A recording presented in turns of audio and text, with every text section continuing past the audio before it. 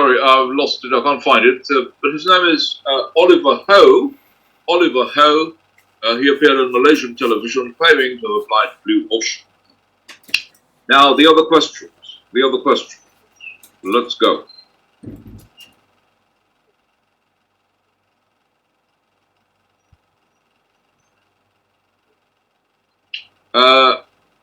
Business model. Have we done that? Now we're moving on to this one. That's quite a big question.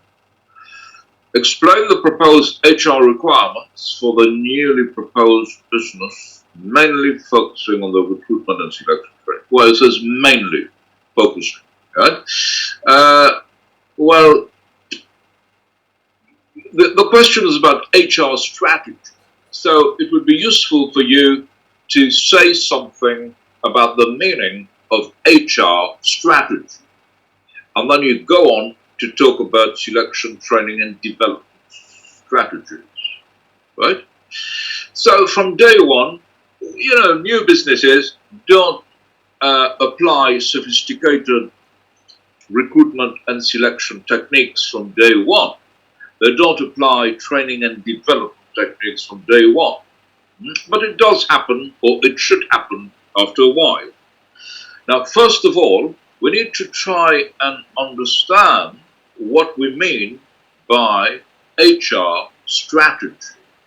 What is human resource management? What would be the theory behind HRM? So once we've understood the theory, could that theory be applied to a new venture from the beginning? Right? Possibly.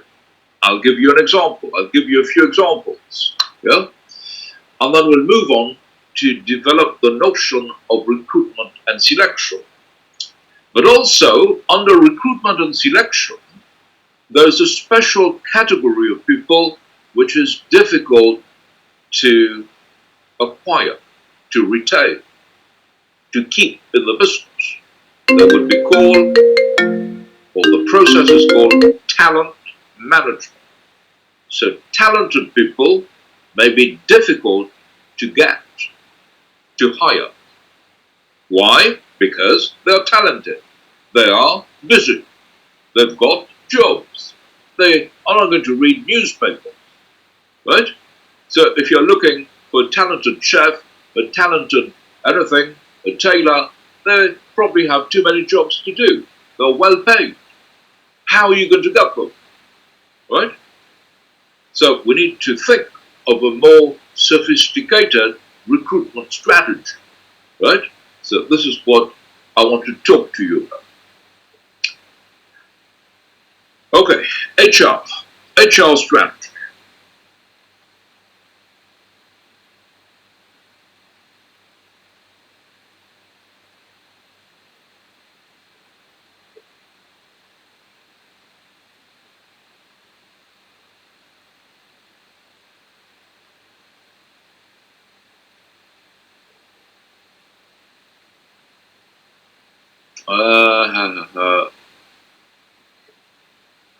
Slideshow. So SHRM would be strategic human resource management.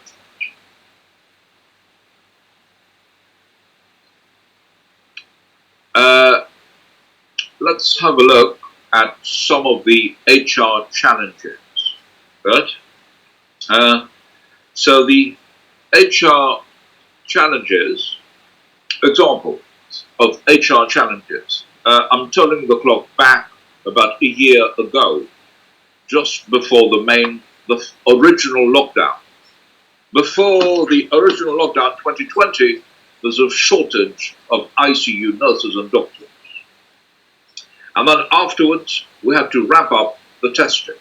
I just want to give you a flavor of HR challenges. Then subsequently, we discovered a vaccine. Who would be the vaccinators? There's a shortage of people who could vaccinate the patients. They had to be trained. They had to be developed. Now, the government in the UK wants to vaccinate everybody over 11. So how are we going to do it? It was reported in the press that 10 million apples are going to rot in the UK if we can't get people to pick them. In recent years, the pickers have come from Eastern Europe. But because of Brexit, we cannot now recruit the staff. So, what are you going to do? If you are a farmer or prospective farmer, you want to run your own show, you've got your own show, you've got apples to pick, who is going to pick them? What are you going to do? Are you going to shut down your business? Or maybe think of a potential alternative? Now, a small medium-sized enterprise has got 2,000 staff. They're looking for software developers. Relying on job advertisements will not produce the results. Engaging search consultants is too expensive. What are you going to do? How are you going to do it?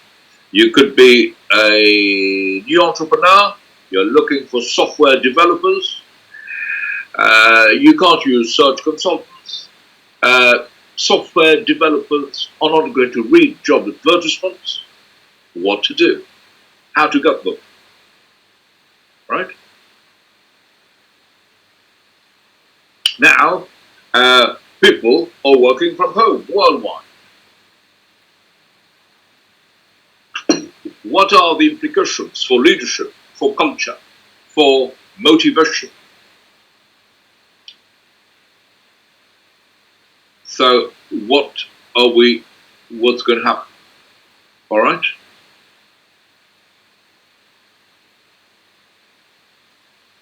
What are the implications for leadership, motivation, culture?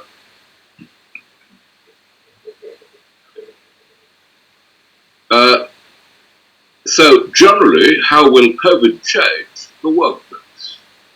Right? Now, what do we mean? Sorry, Mr. Mervyn. Can we have the answer for example 3?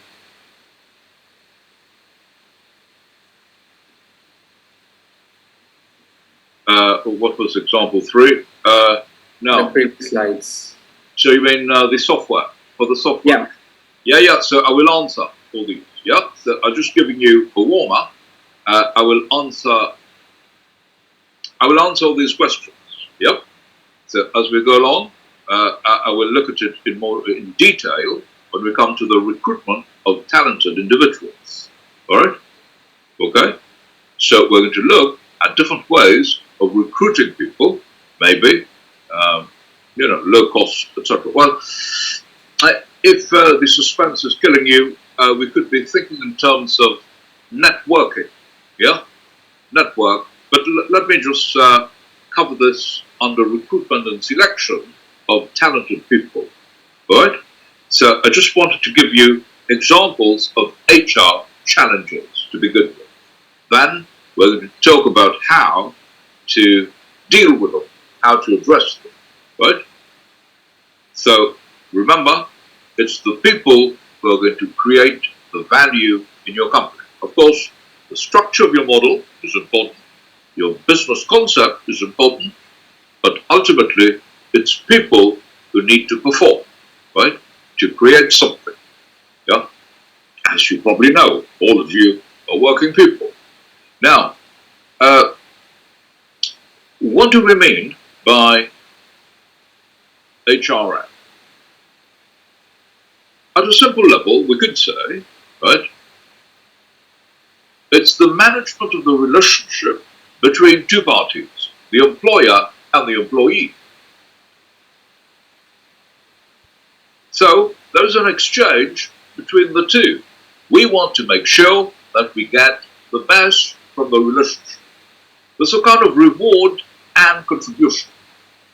There's a reward and contribution balance. Right? Reward and contribution. Okay?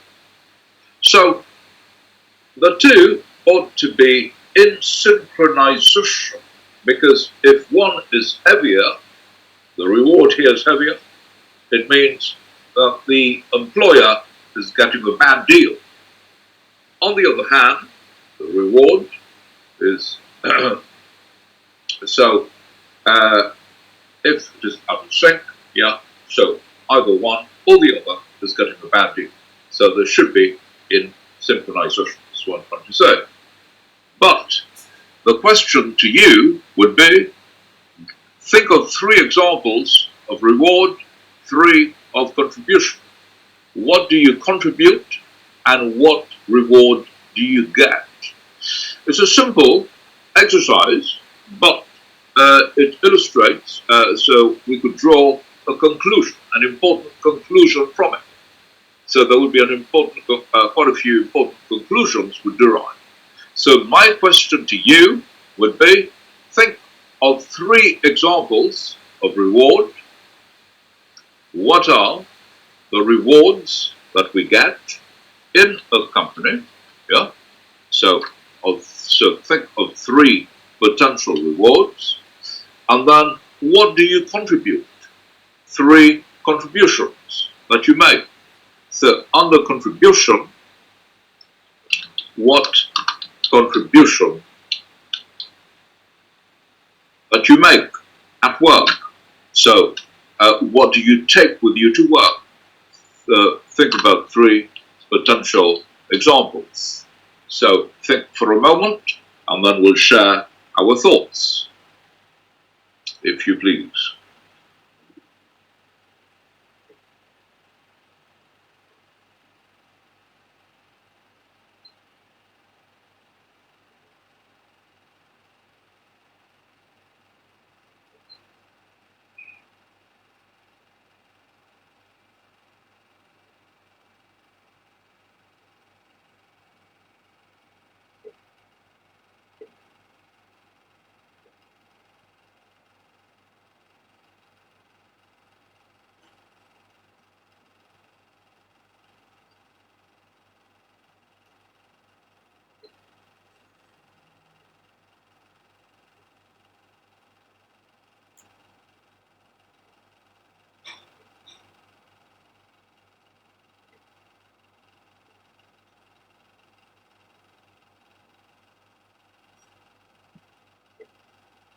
Hi, Mervin Sokun. Are you in the class, sir?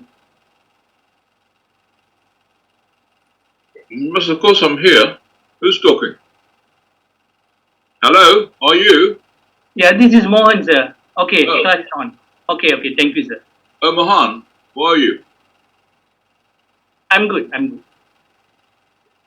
Okay, sure. Yep, so the students are doing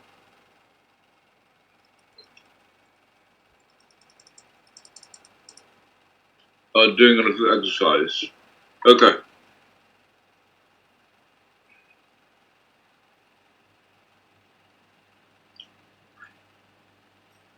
Right, so we've got many responses.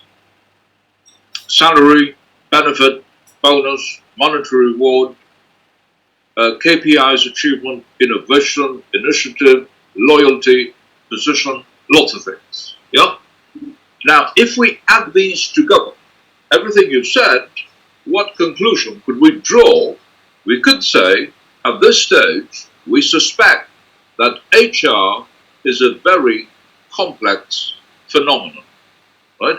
It has many dimensions, which can make life very difficult.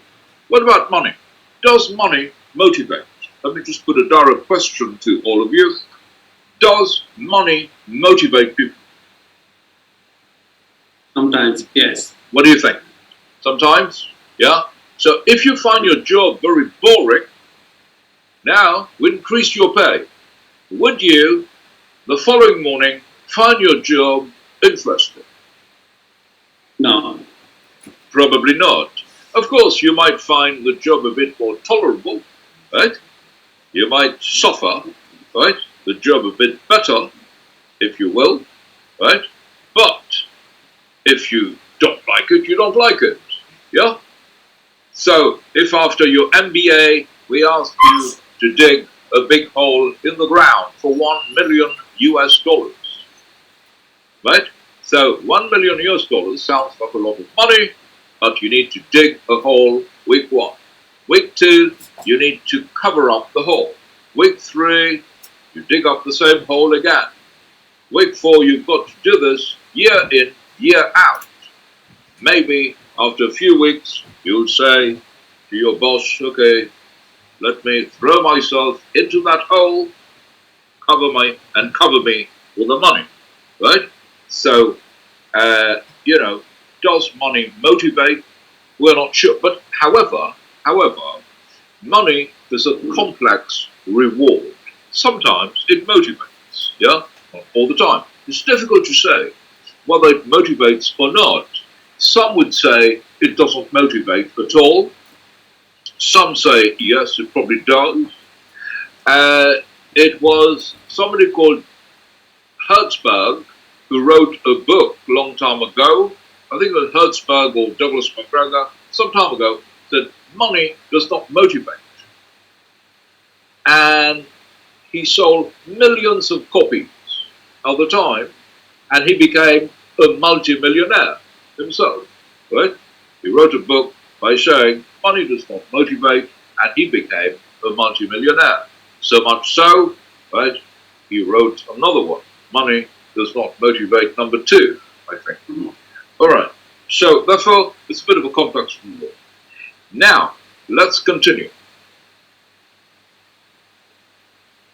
We could say, right, so in your text, it says different titles are used. We could call it personnel management, we could call it human resource management, or managing human capital. There would be some differences between them, but generally the core would be about the same. It means the management of people at work. It means ensuring that people obtain material and psychological rewards, right? So you have different titles which are used. You need to ensure people get some kind of psychological reward. People don't go to work only for money, they need other things to motivate them, right? Human resource management work, the policies and practices involved in carrying out the people or human resource aspects of a management position, including recruiting, screening, training, rewarding, and appraising. Now, what are the factors impacting on the relationship? Those would be internal and external. So you've got employer, employees, the relationship, internal factors which shape the relationship, and then you've got external ones. So internally, you're trying to answer a question. What kind of a company we want to be? What is it we need to be very good at to remain in business for the next 5 to 10 years? So if you are a new venture, what is it you need to be good at in order to be in business? Never mind 5 to 10 years, the next couple of years. What should you be good at doing? You need to understand this, right? You need to be good at designing, at stitching, darning, designing lenses, making a good engine, be good at online delivery, good at cooking, good, I don't know, right? It varies from place to place. But what about BMW? Let's take some real world example. BMW. What should they be good at to remain in business for the next 10 years? What about a company like Aldi? Aldi would be a discount food store. What about Red Bull? What about Apple? What do you think? what should BMW be very good at to remain in business for the next 5 to 10 years? Aldi, Red Bull, Apple. Well, arguably, we could say innovation. BMW should be very good at coming up with new ideas, new models every now and then. Aldi, well, although a certain amount of innovation would be true everywhere, but Aldi should think of keeping the price low. It ought to have a highly sophisticated supply chain management. Whilst Red Bull should be able to build the brand name. It doesn't need to change the product. The Red Bull is a Red Bull. But barriers to entry, brand name, marketing has got to be good at marketing, at promotional tactics, right? Creating barriers to entry. Apple would be good at design. So, therefore, the company would require certain talents. So there would be different talents required. More to do with engineering, more design, more marketing, more supply chain, and so on. So what you should be good at would be translated into staff, into staffing, into talents, into key skills, right? So that's the way you're to deploy your argument in your assignment. What do you need to be good at? Well, what would be the HR implication?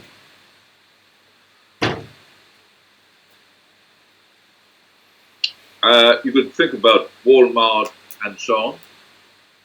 So at Walmart, if you see a shop floor assistant, you want to ask a question, you walk towards them, they're going to run away. But at Nordstrom, an upmarket departmental store, the moment you walk in, you would be surrounded by several sales staff, right? So they would want your money. Yeah, so you walked in to buy a shirt, but when you walk in, you're surrounded by lots of people, like bees to honeycomb, right? And you walked in to buy a shirt, you walk out with 2 big bags of things. So, therefore, the staff we require would be different. The way we train them would be different, right? So, I'm not saying one is better than the other.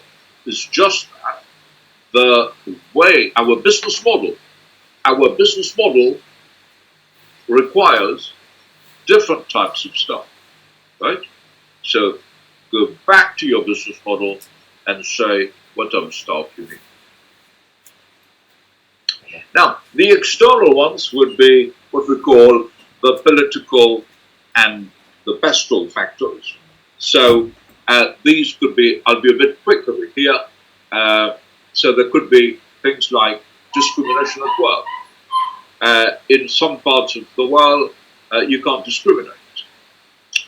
You've got protected characteristics. In the United Kingdom, you've got 9 protected characteristics.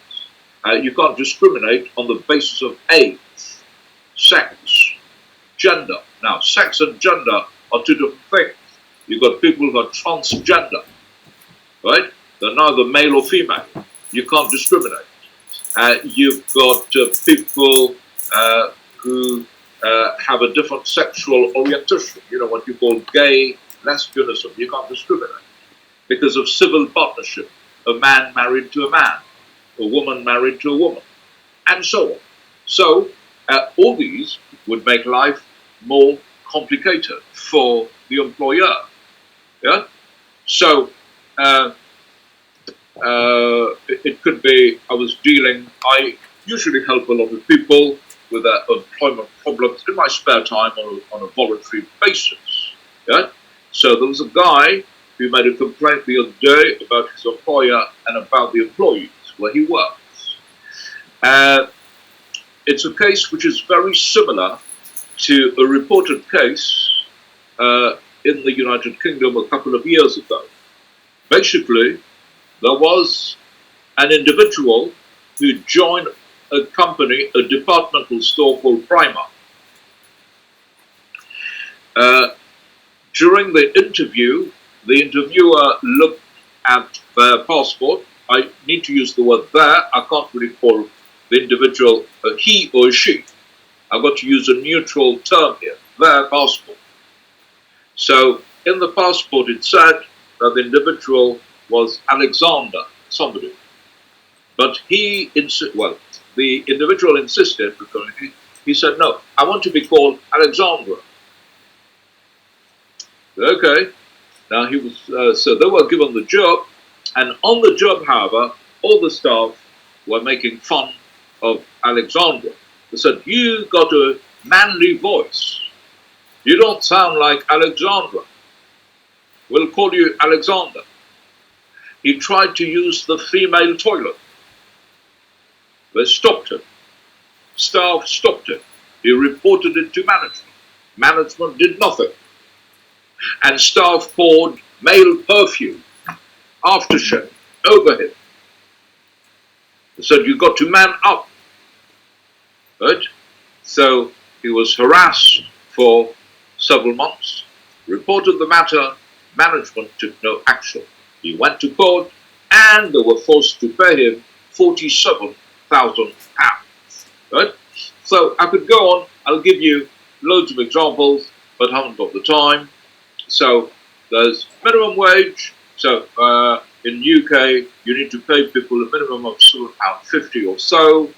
Maximum working hours in certain parts of the world, you can't get people to work more than a certain number of hours. Right?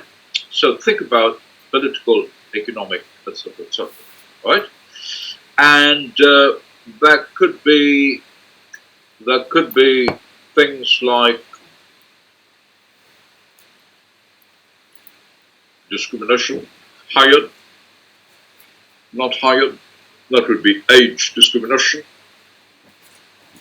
How come she got promoted after a week when I've been here for a year?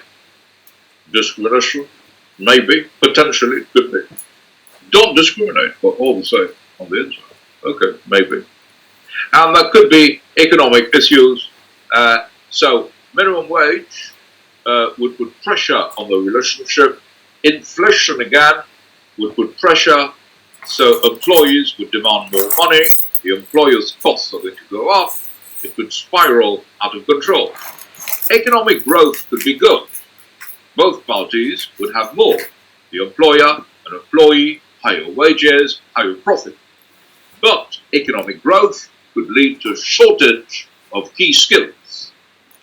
So it's forecast that the UK economy is going to bounce back, hopefully this year or next year. But definitely there would be a shortage of certain skills.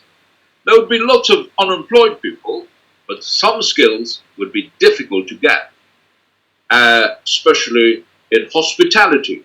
Many Eastern European people have already gone back to their home country, right? It could be social as well. It could be a kind of discrimination against, some people, what you call, look at this cartoon here. I brought you to the office here today, honey, to show you what you could look forward to if only you were a man. It's another form of discrimination. It's more of a social factor at work. There's a pressure on the employer to remove what we call the GC effect. Basically, there will be some staff who can progress up to a point. It could be women. Let's say women, right, in some parts of the world, certain countries, certain companies progress, then they hit a barrier, which we call the glass ceiling effect. The glass ceiling effect. But some women have been fortunate enough to smash through the glass ceiling, right? So what's called the Delilah strategy. Delilah is a biblical story where Delilah used her charm, her good looks, in order to get what she wanted. Elizabeth I, so who was she? She was a very strong queen. So a modern day Elizabeth I would be somebody like Margaret Thatcher. Florence Nightingale would be somebody like Mother Teresa, right? But they're few and far between. It's the employer who should give them the push. First lady behind a successful man is a woman. Maybe for the lucky ones, behind a successful man are two women. Or maybe the scenario is changing today. Behind a successful man is a man. Now, these are just the iconic women who have been able to smash through the glass ceiling, but not every woman has got the capacity, the ability to smash through the glass ceiling, right? So the employer should be able to empower themselves, to empower the female staff, for example. So how would you define a successful? So as to say, behind a successful man is a woman. How would you define a successful man? Well, they say this would be a sexist way of looking at it. They say a successful man is one who makes more money than his wife can spend. And a successful woman is one who could find such a man. And behind a successful, they say, however, behind an unsuccessful man is also a woman. Okay, fair enough. Behind the successful woman is herself. And also, we did talk about technology. We spent time talking about AI. Remember, Hariri, Sapiens, the software. So in the future, we expect a heavy dose of artificial intelligence. So, however, my next question would be, what's the origin of HR? What is the origin of HRM? Yeah? Where does it come from? Okay. I think during the globalism in 1980s, where there is a requirement of structured development of employees to manage the expectation and the delivery. Okay. All right. Yeah, so you are right in the sense. We will talk about this in a minute. Now, it's a bit of a misnomer. Origins of HR. Labour had always posed some sort of a problem since time immemorial. If we turn the clock back, we go to the days of the Romans, who were required to do work, the slaves, which was a special category of people. Where do you find the slaves? And then the pyramids of Egypt. Who built the pyramids of Egypt? How skilled were they? Till today, we're not sure. The Great Walls of China. Fast forward, the Europeans exploited the USA, or discovered, they say, the USA.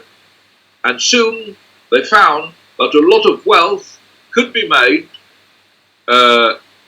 in different sectors: sugarcane plantation, cotton, gold mining, but they were short of labor. Labor had to be imported from Africa, and we know the story.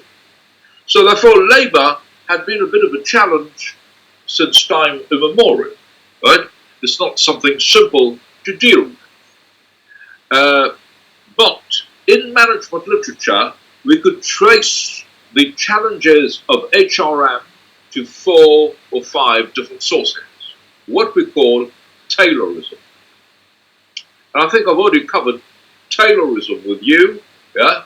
Do you remember? I spoke about Fordism and Taylorism. According to Taylor, 2 things were important. He said, money, M over here, is money is a prime motivator of human behavior. So if you get two things right, money and methods, money, methods, mass production, then everything should be okay. So people like Taylor and Henry Ford told people to leave their brains at home and to bring their hands to work, because all we need of you would be your hands. Why? Because you would be pushing a button thousands of times a day. If your right hand gets tired, use your left. And if you're looking for a bit of excitement at work, use your foot. What you think, what you feel, your thoughts, your ideas, all these are irrelevant, because the machines would decide for you, would do most. Mr. Marvin, can I interrupt you a bit? Yeah. Is it okay if we take a break for about 10 minutes? Sure. I was just about I was waiting for 8:10, yeah, because of the delay. We were given the wrong link. Anyway, so yes, so let's break for 10 minutes further. Yeah, I was going to give you a break. 10 minutes. We're back at 8:20. Okay. Yeah. Thank you for this. Yeah, for reminding me. Okay.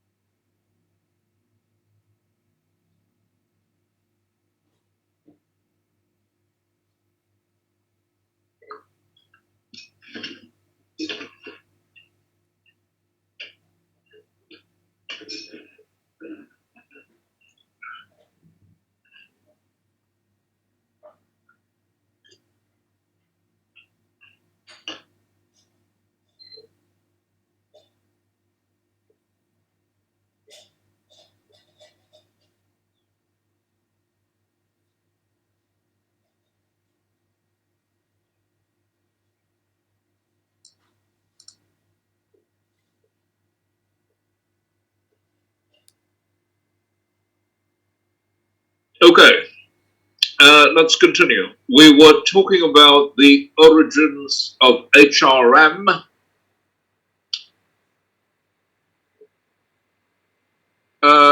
So now this approach, although it did lead to productivity, to gains in productivity, higher wages, but people were getting bored at work.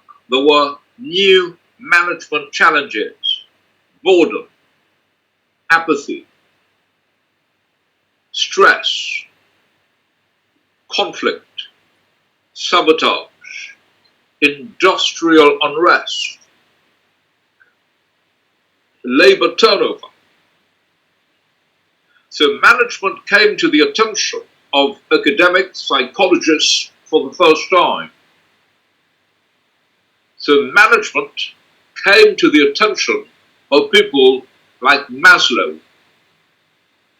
So there's a new movement which was called the Human Relations School, which was born sometime in the 1920s, quite popular between 1920 to 1940 or so.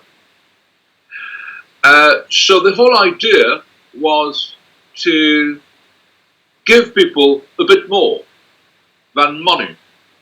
So I'm sure you know about Maslow's hierarchy of needs, right? So in the hierarchy of needs, so we've got quite a few things: physiological needs, safety, belongingness, esteem, self-actualization. But let me put a question to you. How can the employer satisfy each of these needs? How can, what would you give to the individual, to your people in your company, to your staff, what would you give them to satisfy the physiological needs, the safety needs, the belongings needs, esteem, and self-actualization? So this could form part of your debate. Yep. So think about it for a couple of minutes, and then we'll share our thoughts.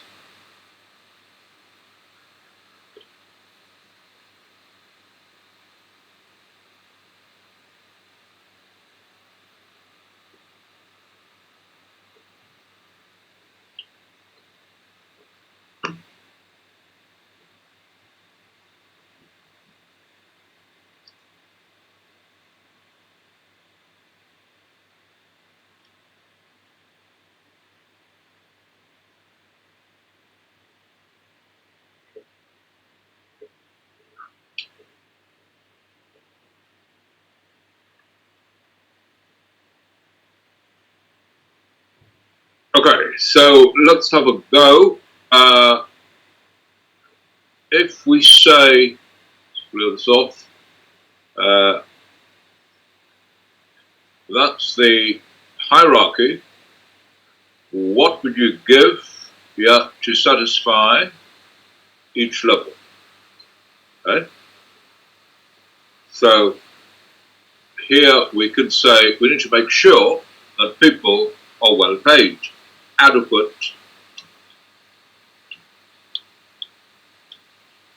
pay. Maybe some form of job security. But you are a new company, how secure? And even in big organizations today, what do you mean by security? But I suppose there should be some measure of security, yeah? Something that gives comfort. Teamwork would be useful over here, the team spirit. Probably promotion, or indeed in a small company you won't be able to promote, but your appraisal would be useful. Recognition of some kind. And maybe some kind of learning and development that takes place to make people feel they're growing within the company. some learning and development for self-actualization. Okay? So, people like Taylor actually focus on just this. Yeah?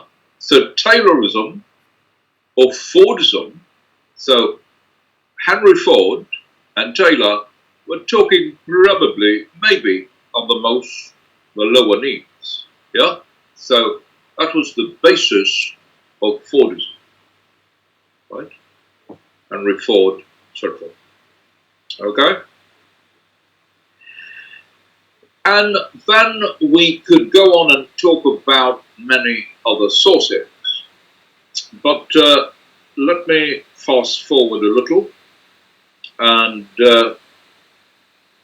yes, earlier I think it was Rollin who said, when I said, what's the origin of HR? Rollin said around 1980s. But that was a turning point in the 1980s, yeah, for human resource management. Why? For different reasons, but there was a recognition that we were shifting to what was called a knowledge economy, yeah, a knowledge worker. Now, what's a knowledge worker? A knowledge worker would be a critical worker, a specialist type of worker on which others depend. Now, you don't need to be high-powered. You could be a barista in a coffee shop. Other staff would depend on the barista. So the barista would be seen as a knowledge worker. And at a higher level, you could say probably you are a vaccine scientist. Other people would depend on you, right? You could be a senior lawyer. Others depend on you, whatever. And in fact, that makes life working from home difficult. Yeah? So working from home is challenging, something which we'll come to a little later. So in the 1980s, there was a recognition that much wealth was created by people. Although wealth has been created, so earlier there was more emphasis on machines.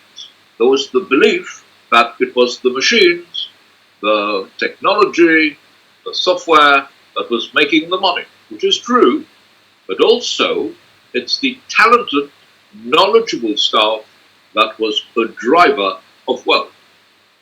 And hence, there were many new models of management, human resource management, that emerged in the 1980s. So, let me take you through some of those.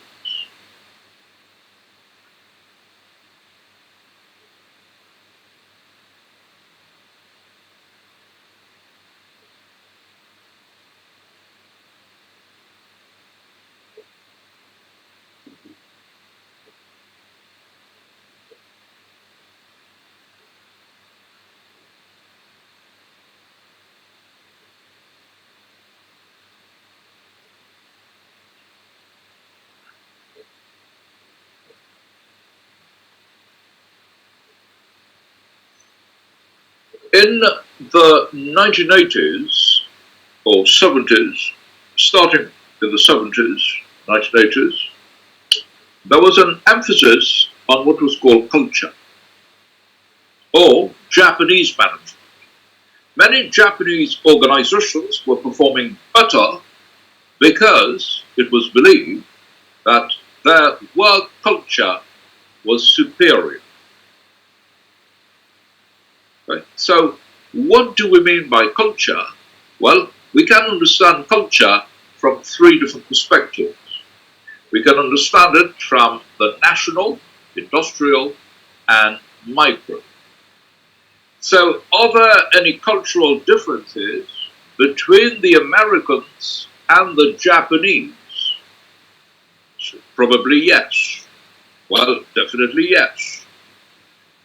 So the Americans tend to be more direct with the language. They tell you what they think, what they feel. Think about Donald Trump, verbal diarrhea. But the Japanese would choose their words very carefully. The Japanese are more formal, and so on.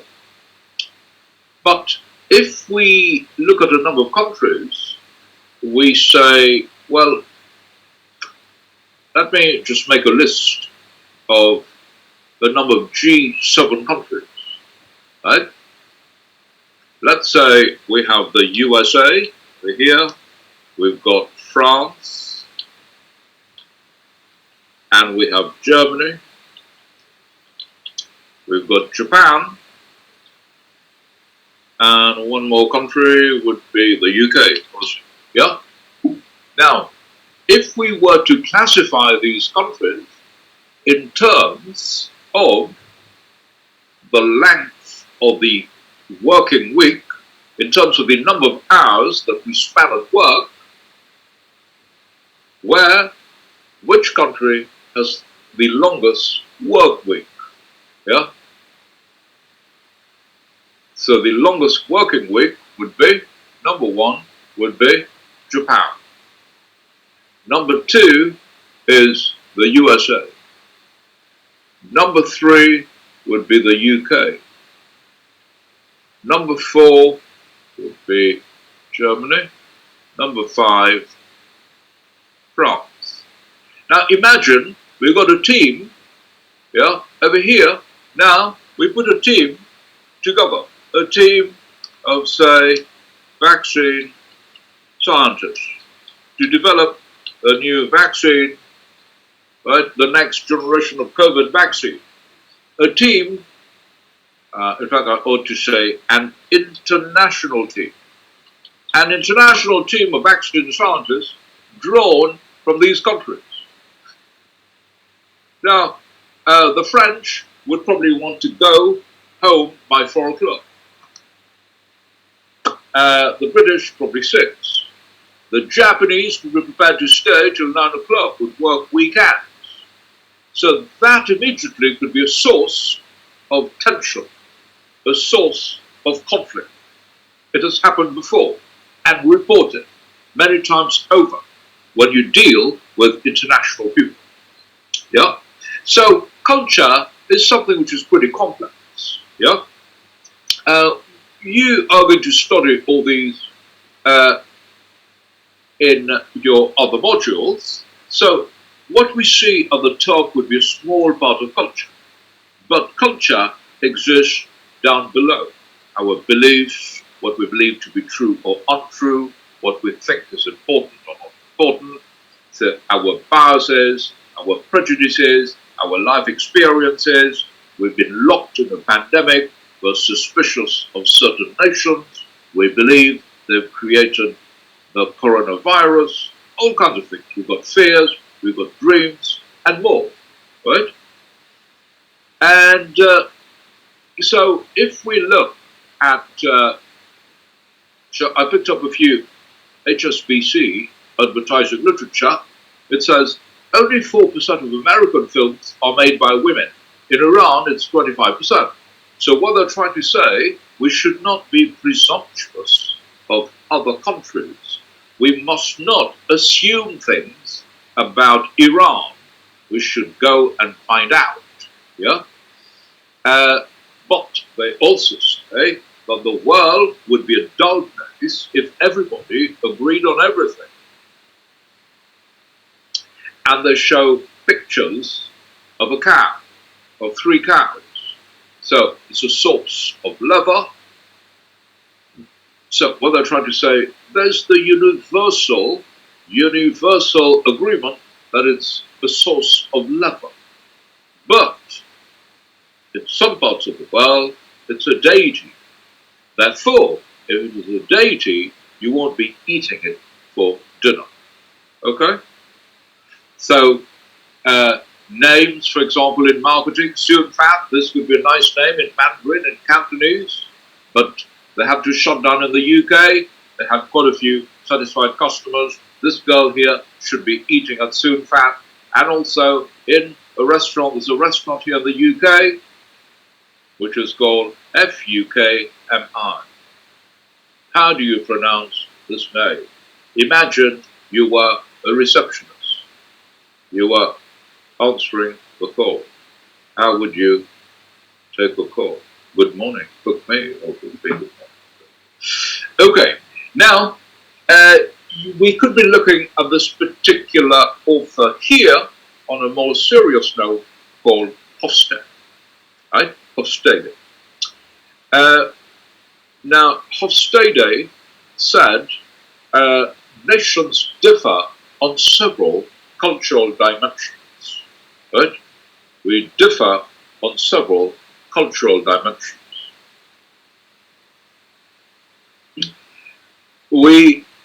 I want to skip this for the moment. I want to talk about some of the more specific points. I will skip it, and if we do have time, I'll come back to it.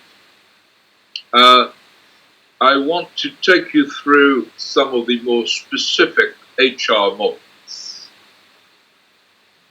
Right? So those over here called a story, hard, soft, the sales classification, lag differences, resource-based view, and the Harvard model. Now, in your assignment, you're not required to talk about all these, but at least you could begin your discussion with one. So I will take you through one or two, one or two, which you could incorporate in your discussion. So let's start with stories, hard and soft.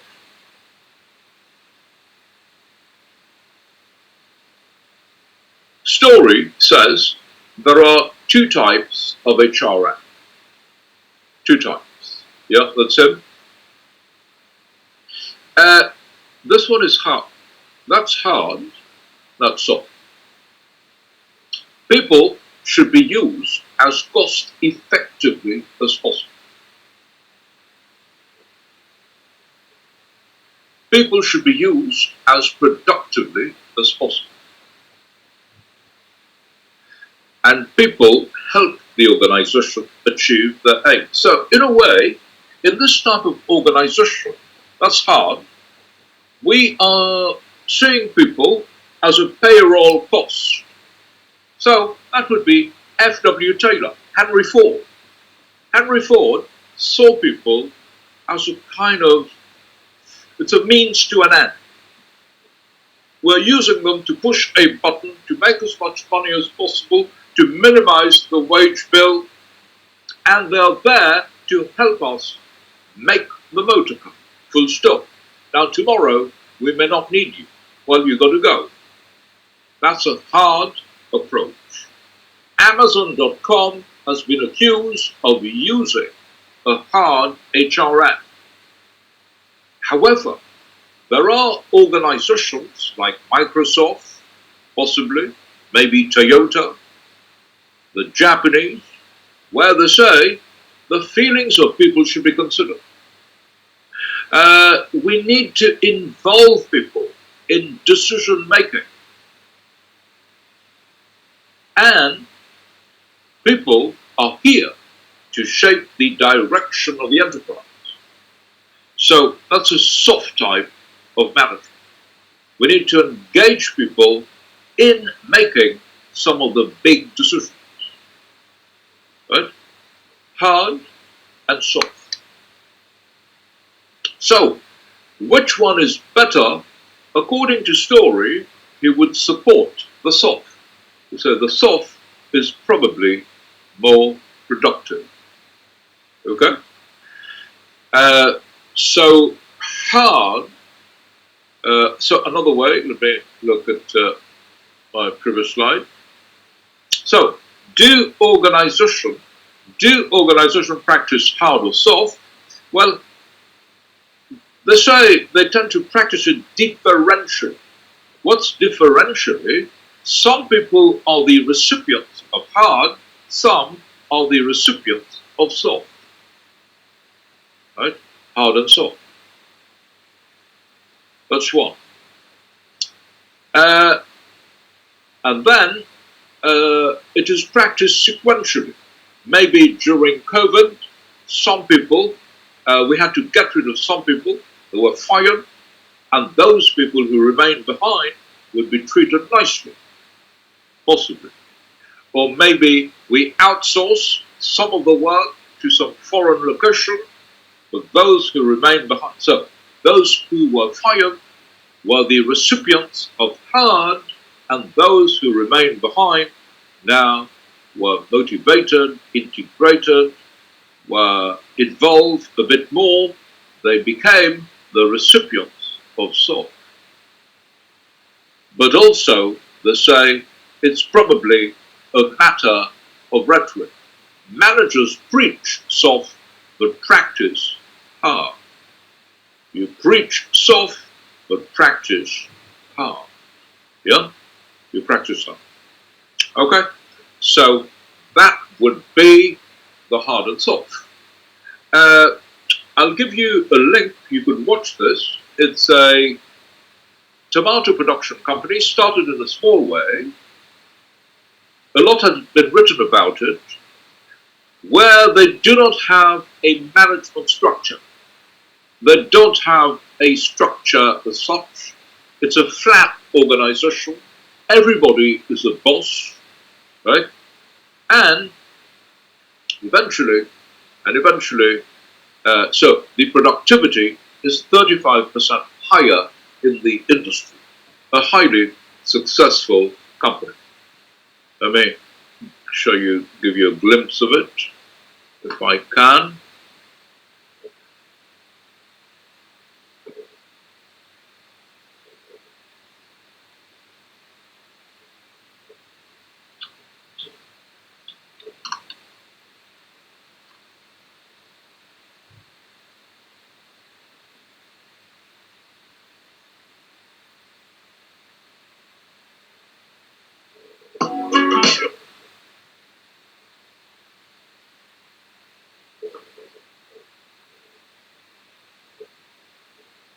So in this company, this company is about soft, yep, and it's called Morningstar Tomato Production Company.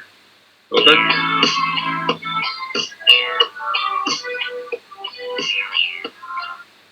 I love working here at Morningstar. To me, it's unlike the government here. Okay, so you can watch it in your own time. Yep, but that would be evidence.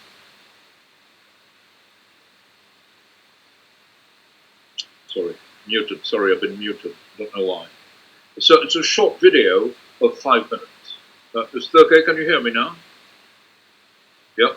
So, short video of 5 minutes, but I want to show you another one, working from home. All right? So, which is more contemporary, a more topical issue. So things have changed worldwide. What are the HR implications? Right? How can we get it right? So working from home. Because sometimes when you work from home, people are working at a distance. There's no esprit de corps, no team spirit, difficult to build a cohesive culture. So how do we manage working from home?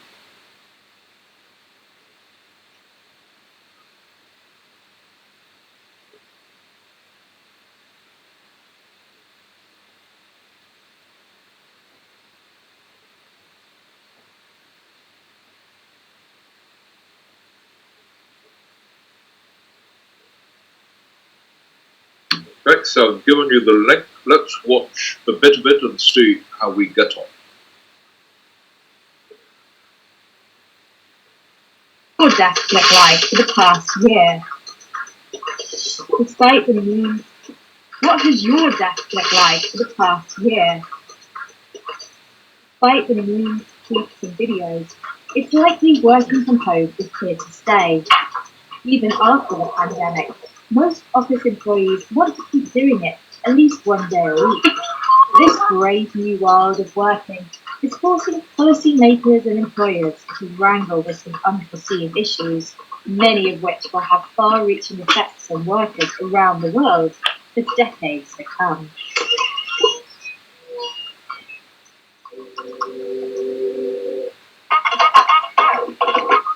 This is Donna as that. And this is Donna's office. Hey, I'm Donna Sarkar, and right now I am in Barbados.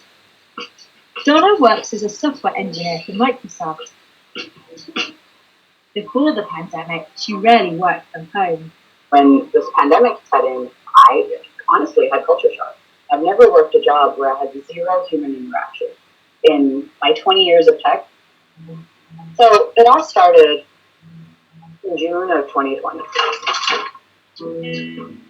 We've been now in lockdown since March. We're not going outside. We're not meeting anyone. You see this random article that said Barbados is offering a 1-year remote work visa to foreigners all over the world. And I thought, that's kind of interesting. 3 months later, Donna and her husband said farewell to their home in Seattle and up sticks to Barbados.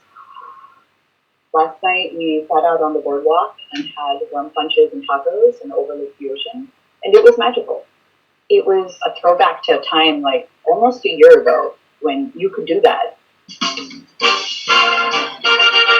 Working from paradise was made possible by a special visa which allowed Donna and her husband to continue doing their jobs in Barbados while still paying income tax in America. When I dial into meetings, people are like, oh, look at you and your beautiful sunny skies outside. And sorry, not sorry at all. Given that in Seattle it's gloom and doom and dark at 4 o'clock and raining. But before you start packing your bags for your own overseas adventure, you may want to heed the advice of an employment lawyer.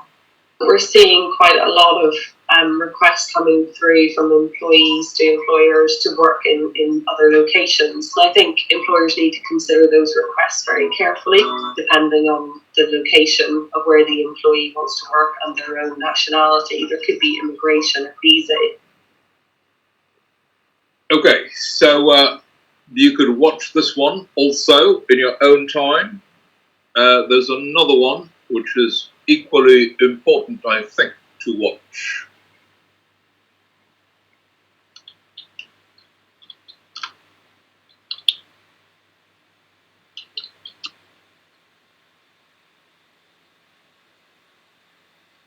Mr. Marvin, one question. We talked about the differentiation, discrimination part. Yeah. Differentiation, I mean, according to my experience, is that in any medium to large scale organization, you would have, the 10% top, the creme de la creme of the company, and then you got 70% who are just okay, and then bottom 10%, they know they're going to be kicked out very soon. Nobody needs to tell them. But if you see that from a discrimination point of view, then, the bottom 10% or bottom of the 70%, they would say you're discriminating. But whereas from the company's perspective, they're basically differentiating based on performance, right? So how would an HR would prepare the staff or the organization to kind of face this kind of scenario? The line between discrimination and differentiation is blurry because most of the staff or employees, they don't really care about what line does the company uses. I mean, it all falls back on the company's values or the culture or whatever you want to call it.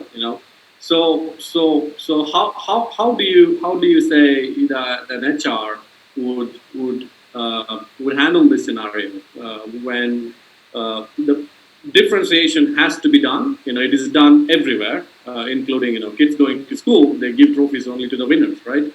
So when it comes to that, how do we tackle the differentiation and discrimination, or we just sake of arguments leave it as it is and just do whatever that company has to do? Or is there any academic way of looking into this blurred line of discrimination and differentiation?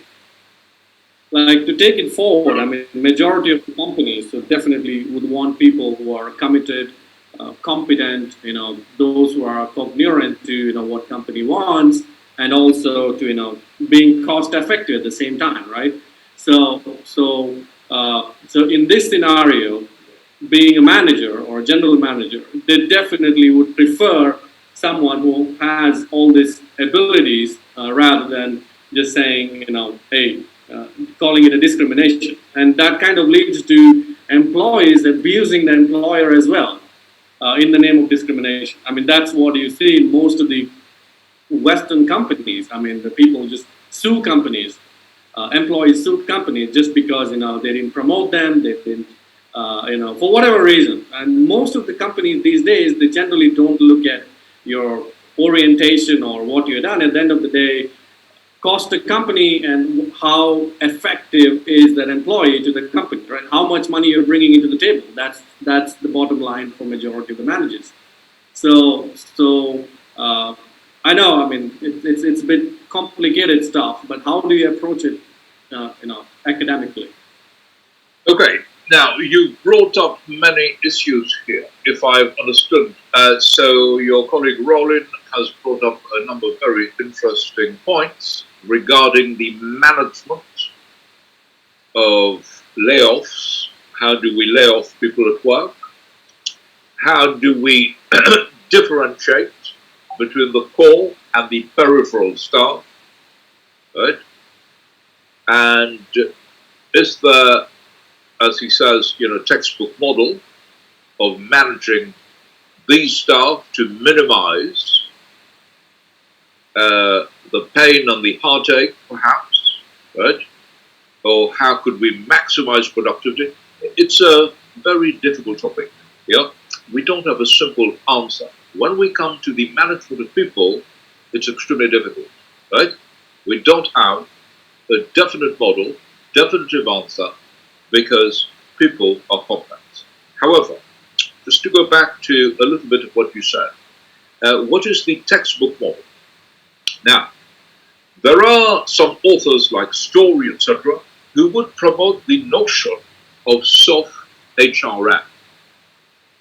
That is to say, we need to get people involved. We need to get people engaged. So the link which I showed you, for example, the tomato production company, that is a perfect example of soft HRM.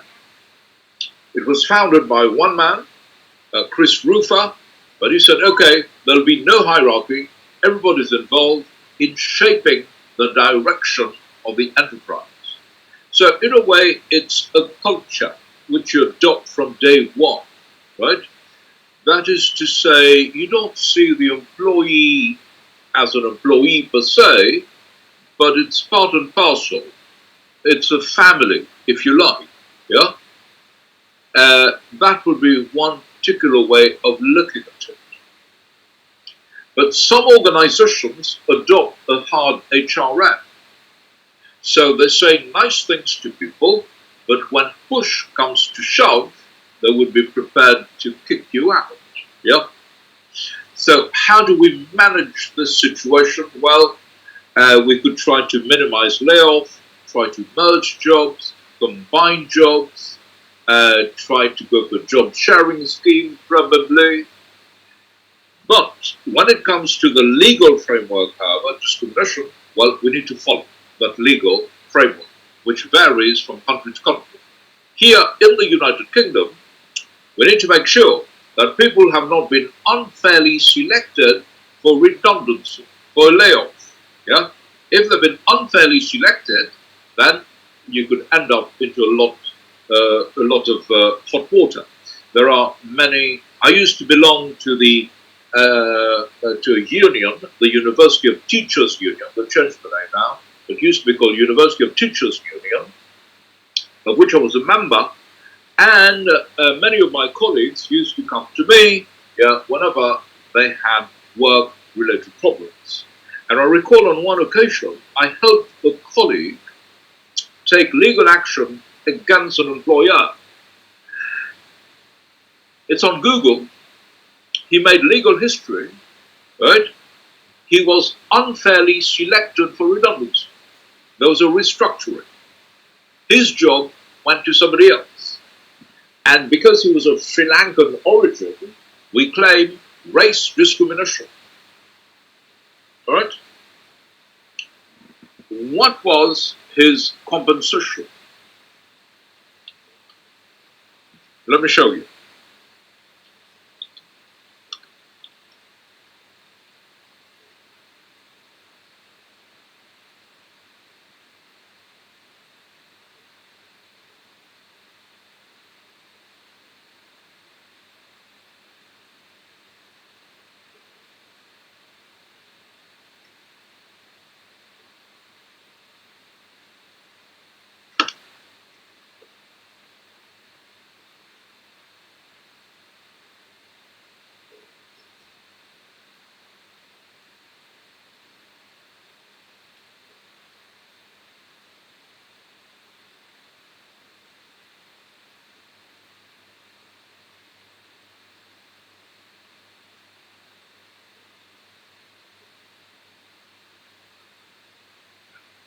Okay, so that was a sex and race discrimination case in the United Kingdom. So where a Polish doctor was actually awarded, and that was 10 years ago, she was awarded £4.5 million in a sex and race discrimination case. So she claimed to have been discriminated against because she was of Polish origin. So she won 4.5 million. But the case which I handled was this one here.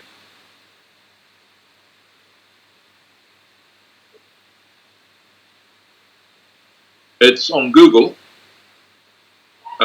It took place, the appeal was about 20 years ago. So I prepared virtually everything. But then the lawyers just used all the facts which we produced for them. We appointed a lawyer. This was very good counsel. And that was the case. So if you just read through, for just to give you an idea. So he was my colleague, Shian Pereira.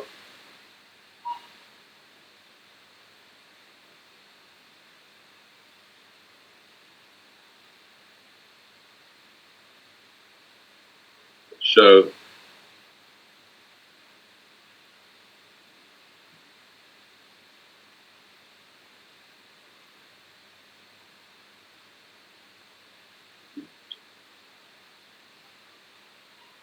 he was actually awarded £750,000 in compensation 20 years ago.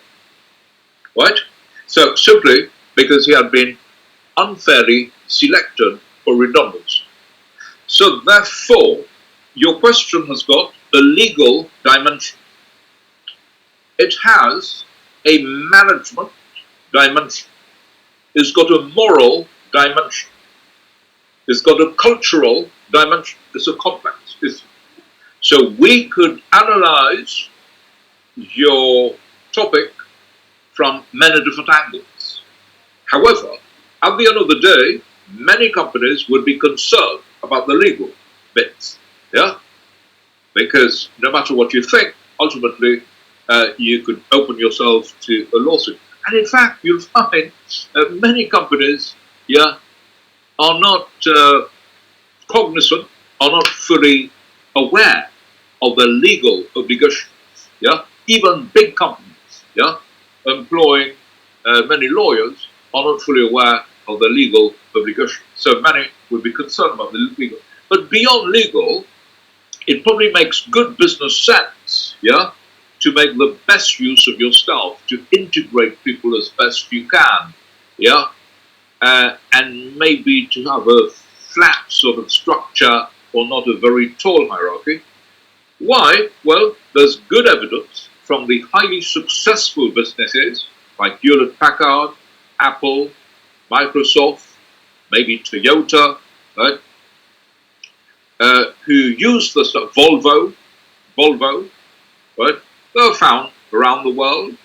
In Brazil, there's one company called Samco, right?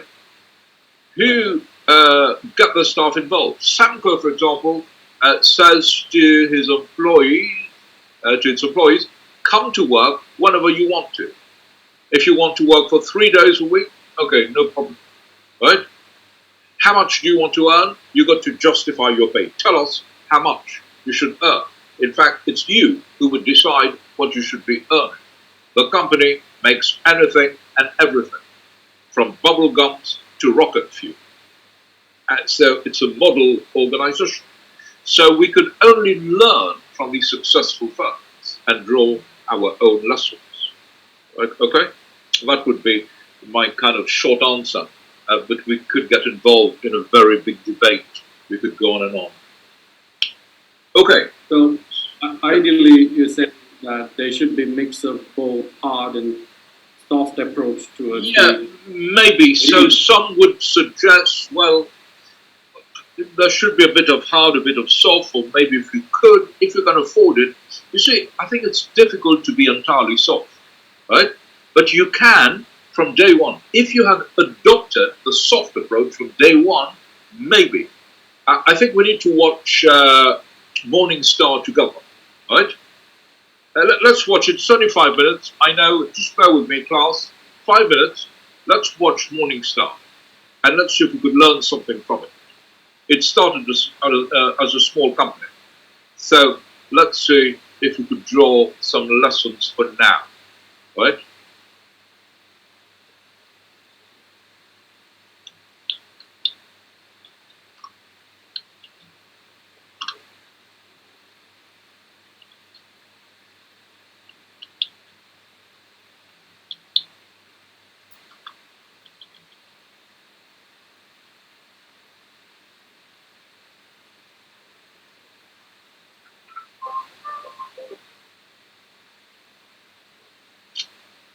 Right, so it won't last for very long, but listen very carefully.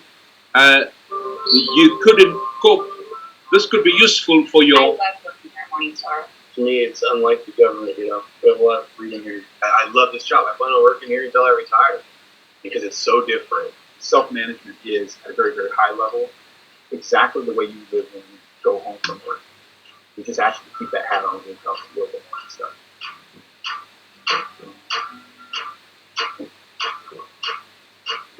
The Morningstar was founded in 1970 by Chris Rupert. He was at the time a college student at UCLA, and he leased his first truck, a big rig, and started hauling tomatoes into and out of factories.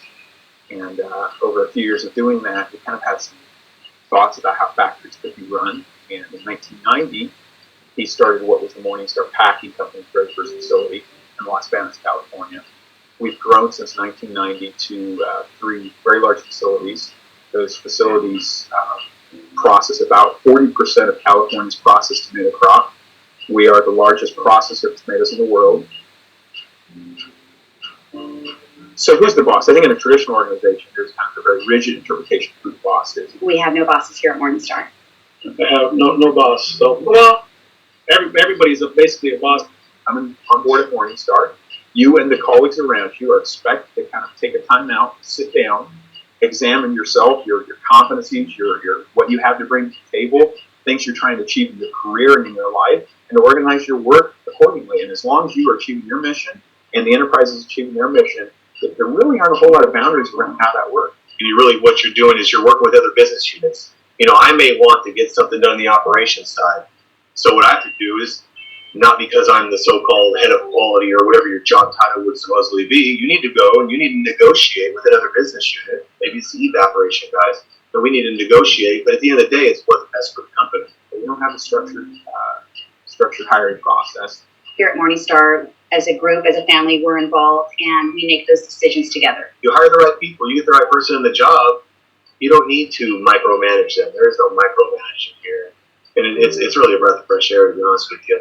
Politics as a kind of concept is probably the absence thereof with Morningstar is probably the most interesting thing that most people notice almost immediately. You know, there's no kind of trying to climb the ladder or vying for resources that are kind of scarce and being doled out by somebody. All of us are free to, you know, buy what we need to buy to do our job right.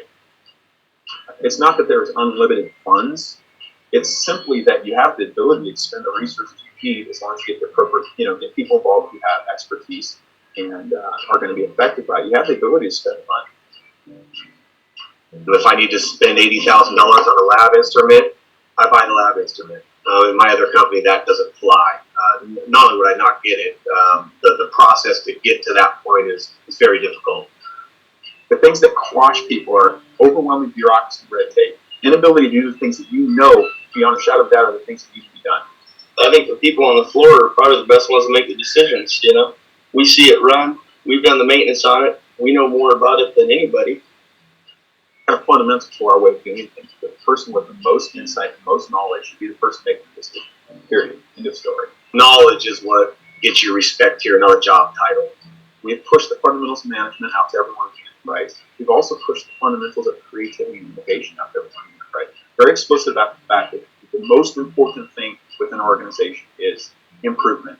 The best thing for me working here at Morningstar is I'm constantly learning, constantly growing, constantly being exposed to things that I normally wouldn't be exposed to. I think I've improved our dice area a lot the last 3 years. I started with other colleagues' help with full document control program. We added a product hopper to one of our lines, so we increased the line speed from 80 cans a minute to about 150 cans a minute. I think most human beings have some internal drive that they want to do good things that create some sort of benefit for people. It's very good to feel like you're bringing in value to a company. Historically, the most prosperous, happiest human societies on a very macro scale are those societies that are built on the same fundamental principles. And so our thought is that if that works with a whole lot of people, can it work with not quite as many people? Okay, so you got the gist of it. So from day one, from inception, there was a kind of soft, yeah? Everybody was in it, yeah? So as a family, looking forward in the same direction, no boss, you put your heart, your soul in it. There's no 9 to 5. Sometimes you could go home at 3 o'clock. If you feel like it, you stay behind till 10, and so on. But ultimately, you're looking after the interest of the organization, right? So that would be a perfect example of SOF, right? If you've adopted it at an early stage, yeah. If you've learned, you see, it's to do with organizational learning, right? It's a bit like learning to ski late in life. If you haven't learned it when you're young, it's difficult to adopt it, yeah. When you're 45, yeah. So to learn a new language, to learn to play a musical instrument, right? You've got to learn it from day one. So I would say my argument is soft is something which you learn at an early stage. So maybe with your new venture, you could construct an argument, yeah? Follow the model of Morningstar. Okay? So, yep, let me leave you on that note. I'll see you tomorrow, yeah, tomorrow morning. Any further questions, any issues, anybody? No? Okay, so if you've got questions, let me know. So we're here to help you. So all the best, so see you tomorrow. Thank you. Goodbye. Bye. Bye. Thank you. Thank you, sir. Thank you. Thank you. Thank you. Thank you. Thank you. Thanks, sir. Thanks. Thank you.